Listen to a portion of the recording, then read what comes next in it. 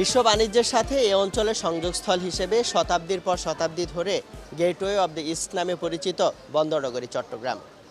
সে গেটওয়ের প্রধান কেন্দ্র বলা হয় খাতুনগঞ্জকে। আরব, পর্তুগিজ কিংবা তুর্কি বণিকদের মাধ্যমে বিশ্বের বিভিন্ন দেশ থেকে আমদানি করা পণ্য এখান থেকেই ছড়িয়ে যেত সারা দেশে।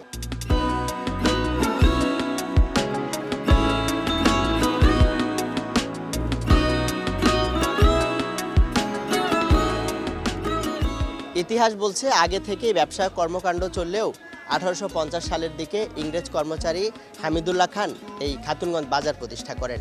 কথিত আছে তার স্ত্রী মোসাম্মদ খাতুন বিবির নামে তিনি কয়েকটি দোকান খোলেন। খাতুনের দোকান থেকেই বৃহৎ রূপ নিয়ে পরবর্তীতে খাতুনের গঞ্জ বা খাতুনগঞ্জ নামে এটি পরিচিত হয়ে ওঠে। উনি তখন ফিল করলেন চট্টগ্রামের একটা ট্রেড সেন্টার দরকার। তখন উনি ওনার বিবির নামে খাতুনগঞ্জ বাজারটি স্থাপন করেন। আজকে সারা বাংলাদেশে যে খাতুনগঞ্জের একটা একসময়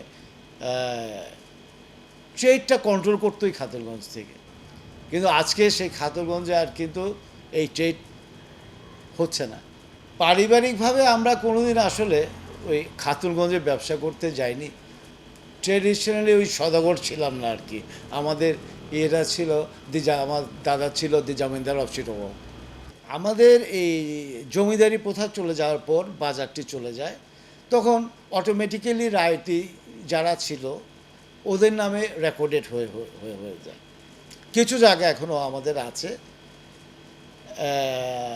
আমাদের স্টেটের জায়গা এখন অন্যরা ভোগ দখল করছে।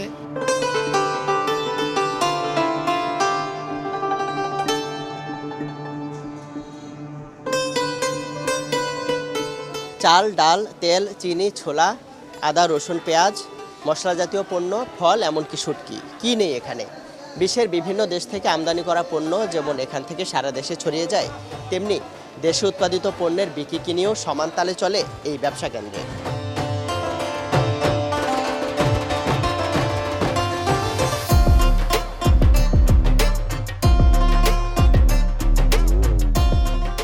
আমাদের এখানে মূলত তো যেগুলো একেবারে কমোডিটিস, যেগুলো খুবই নিত্য প্রয়োজনীয় জিনিসগুলো, এগুলোর ব্যবসায় মূলত খাতুনগঞ্জে হয়। তেল, চিনি, এই জিনিসগুলো একসময় কিন্তু শিল্প বা আমাদের এখানে উৎপাদনমুখী ছিল না। চিনিগুলো হয়তো রিফাইন্ড সুগার বিদেশ থেকে ইম্পোর্ট হইতো, তো যে কারণে খাতুনগঞ্জ বেস ছিল।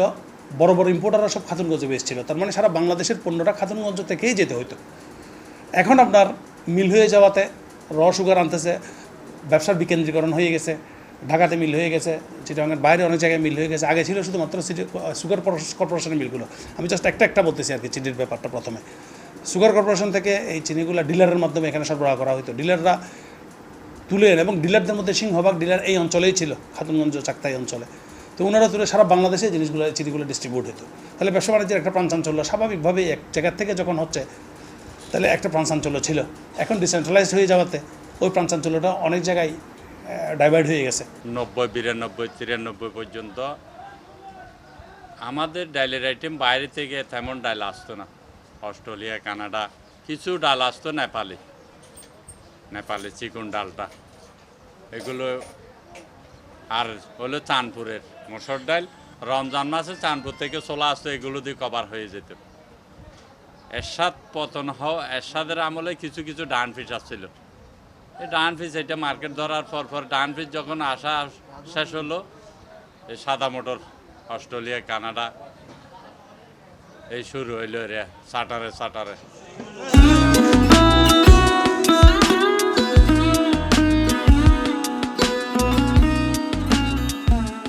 সকাল থেকেই সরগরম হয়ে ওঠে চাক্তাই খালের পাড়ে গড়ে ওঠা খাতুনগঞ্জ।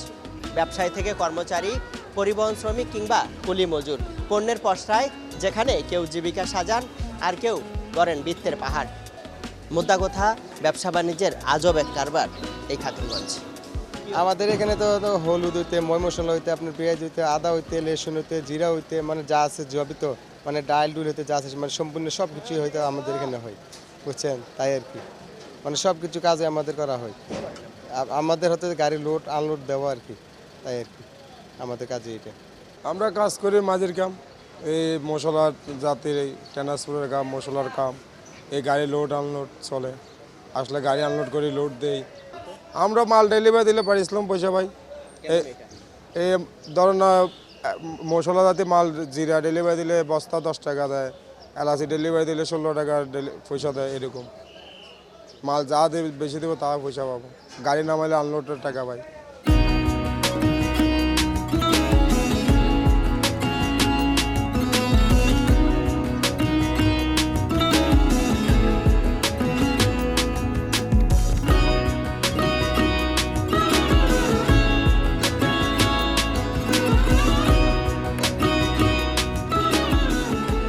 খাতুনগঞ্জের বাণিজ্যের অন্যতম বৈশিষ্ট্য নৌপথে পণ্য পরিবহন। চাকতায় রাজাখাল হয়ে একসময় দেশের নানা প্রান্ত থেকে পণ্য নিতে এখানে আসতেন সওদাগরেরা।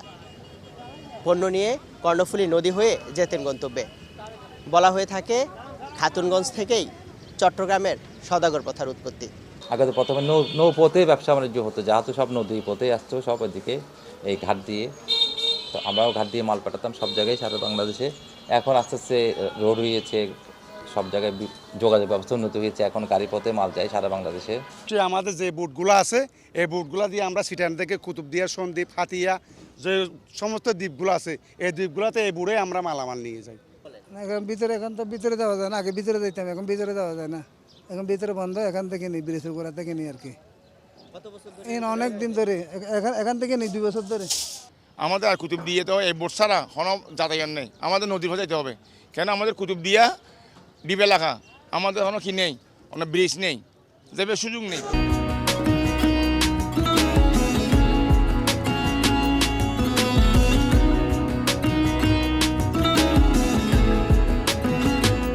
খাতুনগঞ্জ কেবলই একটি বাণিজ্য কেন্দ্র নয়, দেশের অনেক বড় শিল্প গ্রুপ বা ব্যবসা প্রতিষ্ঠানের নারী পোতা এখানে, যারা ভোগ্যপণ্যের মাধ্যমে ব্যবসা শুরু করে পরবর্তীতে দেশসারা প্রতিষ্ঠান হয়েছে।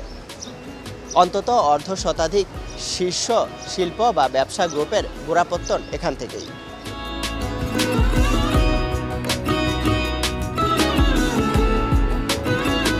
এই খাতুনগঞ্জে ব্যবসা করে অনেক বড় বড় শিল্প গ্রুপ, প্রথম তারা এখান থেকেই তাদের প্রাথমিক যে ব্যবসা সেখান থেকে শুরু করে। আমি যদি নাম ধরে উদাহরণ হিসেবে বলি, হাসম কর্পোরেশন, তারপর পিএসপি গ্রুপ, পাশাপাশি টিকে group, S Alam group, GPS group, অনেক স্বনামধন্য গ্রুপ অফ কোম্পানি বা গ্রুপ এখান থেকে আসলে তাদের প্রথম গোড়াপত্তন শুরু হয়। তো সেই হিসাবে আমরা মনে করছি খাতুনগঞ্জের যে ঐতিহ্য জুলুস সেটি অনেকাংশে এই মুহূর্তে ভাটা পড়ছে। এটার বিভিন্ন কারণ আছে। আপনারা জানেন যে এখানে শত শত কোটি টাকার লেনদেন, বিশ্বাসের উপরে এখানে লেনদেন হয়ে থাকে। অনেক সময় দেখা যায় যে বিভিন্ন সময় আমরা দেখেছি সময়ে অসময়ে অনেক পার্টি তাদের যে ব্যবসা বাণিজ্যর দেউলিয়তের কারণে অনেক পার্টির টাকা না দিয়ে সরে যান। একসময় সারা দেশের ব্যবসা বাণিজ্যের 70% নিয়ন্ত্রিত হতো খাতুনগঞ্জ থেকে, কিন্তু এখন ব্যবসায়ের সে দাপট কমেছে কর্মচাঞ্চল্য। ফলে বাণিজ্যের হার নেমেছে 25 থেকে 30%। প্রতারণা সহ নানা কারণে তৈরি হয়েছে আস্থার সংকট। ফলে অনেক ব্যবসায়ী বা প্রতিষ্ঠান নাম লিখিয়েছেন দেউলিয়ার খাতায়। ফার অ্যান্ড ওয়ে এটা অনেক ডিফারেন্স হয়ে গেছে। ওই সময়কার দিনে মানুষ আরাম আয়াস বা কথাবার্তি কাজ মালিকের থেকে মাল ঠাল লওয়া বা বেচা কিনায় কোনো সমস্যা দিত না। আস্থা ছিল, আস্থাটা নষ্ট হয়ে গেছে সোনামিয়া মার্কেটে। ওইখান থেকে ডিউর ব্যবসা করে, এখানে অনেক রকমের অনেক কিছু ঘটছে, ভয়াবহ ঘটনা ঘটছে। আমরা ছোটোবেলায় দেখছি যখন যেদিন পাম অয়েলের গাড়ি ডেলিভারি হতো, একেবারে খাতুনগঞ্জ চাকতাই থেকে শুরু করে একেবারে ওইদিকে নিউ মার্কেট পর্যন্ত ট্রাকের লাইন লেগে যেত। কিন্তু এখন লোকাল মিলগুলো হয়ে যাওয়ার কারণে আমাদের এখানে হয়ে গেল, ঢাকায় হয়ে গেল, ঢাকার বাইরে বিভিন্ন জেলায়, তো এই ব্যবসাটা চারিদিকে ছড়াই গেল ডিসেন্ট্রালাইজড একইভাবে। তো একইভাবে ধরেন আগের ডাল ডুলের যে ব্যাপারগুলো ছিল সেম আমাদের এখানেই ছিল মূলত মিলের ব্যবসাগুলো। এখন নর্থ বেঙ্গল, ঢাকা সব জায়গায় এগুলো ছড়াই গেছে। তো আসলে ওই ব্যবসা বাণিজ্য চারিদিকে ব্যবসা যেমন বাড়ছে ছড়াই গেছে, কিন্তু আনুপাতিক হারে আমাদের এখানে ওই আগের যেটা ব্যবসা ছিল, যেহেতু এখানে এক ধরনের পুরো বাংলাদেশের সেন্ট্রাল একটা ইয়ে ছিল, এখন ওটা চলে আসছে ধরেন 30%, 25% আপনি যেটা বলছেন। খাতুনগঞ্জের ব্যবসায়িক জৌলুসে ভাটা পড়ার অন্যতম কারণ যানজট, আর তার বিপরীতে সারা দেশে যোগাযোগ ব্যবস্থার উন্নয়ন। তার সাথে ঢাকার মৌলভীবাজার সহ সারা দেশে নতুন নতুন বাজার গড়ে ওঠা। তবে এখানকার ব্যবসায়ীরা চান হারানো গৌরব ফিরে পাক এই বাণিজ্য কেন্দ্র। এখন খাতুনগঞ্জের আসলে এই নামেই রয়ে গেছে, কিন্তু মূলত খাতুনগঞ্জের মধ্যে এখন আগের মতো ব্যবসা বাণিজ্য নেই, আগের মতো ব্যবসায়ীরও নেই, আর ব্যবসাও সারা বাংলাদেশে এখন ছিটিয়ে গেছে এখন, আর এইখানে তা নেই, ঢাকামুখী হয়ে গেছে। আগে তো আপনার এখানে জাহাজে করে মাল আসলে খাতুনগঞ্জ থেকেই বিক্রি হতো, এখন কিন্তু তা না, এখন জাহাজে করে মাল আসলে ওইগুলি আপনার নদী পথে চারিদিকে চলে যাচ্ছে, ঢাকা অন্য ডিস্ট্রিক্ট। মনে করেন খাতুনগঞ্জ যে অনেক বোর্ডিং ছিল, বিভিন্ন ডিস্ট্রিক্টের লোক আসে এখানে বোর্ডিংয়ে থাকতো। আমার মনে হয় আমার জানা মতে 10-15টা বোর্ডিং ছিল। এখানে সব নয় লালডির পার, কোতোয়ালি, আগ্রাবাদ বিভিন্ন জায়গাতে থাকতো। এখন তো আপনার খাতুনগঞ্জ একটা বোর্ডিংয়ে পাবেন না থাকতে। খাতুনগঞ্জ এখন বড় বড় 10টা কোম্পানির হাতে ব্যবসা, এই 10টা কোম্পানি ঘরে ঘরে মাল দিয়ে আসতেছে। আগে মনে করে আপনার খাতুনগঞ্জ থেকে দিয়ে নিছে, এখন কোম্পানি ডাইরেক্ট পাতলে দিচ্ছে, ফেনীতে দিচ্ছে, কুমিল্লাতে দিচ্ছে, কক্সবাজারে দিচ্ছে, সিলেটে দিয়ে দিচ্ছে। তো এখান থেকে তো মাল এগুলো যাওয়া হচ্ছে না।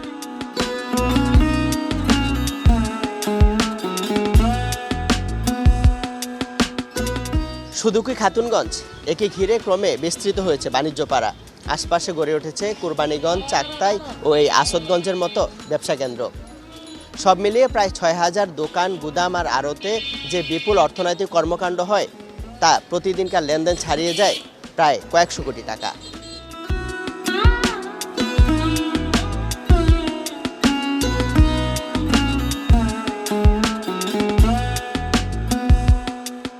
বিস্তৃত আজকে অনেক বছর আগে থেকে, সেই ব্রিটিশ আমলের থেকে তো শুরু।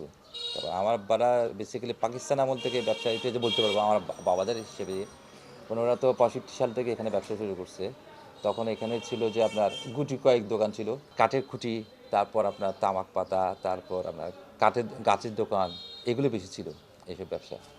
তারপরে আস্তে আস্তে বিবর্তন হয়ে এখানে এখন আস্তে আস্তে ডিওটিনের ব্যবসা শুরু হয়েছে, তারপর কেমিক্যাল ইম্পোর্টের, তারপর হচ্ছে খাতুনগঞ্জের আইটেম। প্রথমত একসময় সব ডিওটিন বলেন, রড বলেন, সব এখান থেকেই বিক্রি হতো সারা বাংলাদেশে। তখন কোম্পানিগুলো এখানেই মাল বিক্রি করতো, আমরা ওখান থেকে কমিশন বা ওটা নিয়ে সব জায়গায় মালগুলো ডিস্ট্রিবিউট করতাম। এখন কোম্পানি সব জায়গায় বিক্রি করতেছে। এখানে বর্তমানে যা মার্কেট হয়েছে তার থেকে চিটাঙ্গে এগুলো মরে আছে, এখানে মাল বেশি আছে, থাকের বেশি আছে, দোকান বেশি। সুটকি বলতে সব জায়গায় সুটকি আগে চিটাঙ্গে আসতো, সারা দেশে কোনো মোকাম ছিল না, আর শুধু চিটাঙ্গে আসতো। এখন তো মোকাম অনেক হয়ে গেছে, এখন সৈয়দপুর হয়েছে, ঢাকা হয়েছে, এই ময়মনসিংহ হয়েছে, অনেক মোকাম হয়ে গেছে। আগে তো শুধু চিটাঙ্গে ছাড়া কোনো মোকাম ছিল না, সারা দেশের মানুষ সব চিটাঙ্গে আসতো, এখানে আসতো।